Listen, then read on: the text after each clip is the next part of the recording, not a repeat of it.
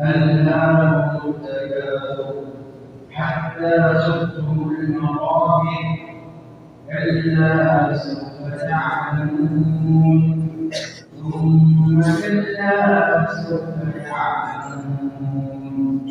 كلا لو تعلمون علم اليقين لترون الجحيم ثم لترونها عين اليقين ثم لتسألن يومئذ عن النعيم والعصر إن الإنسان لفي خسر إلا الذين آمنوا وعملوا الصالحات وتواصوا بالحق وتواصوا بالصبر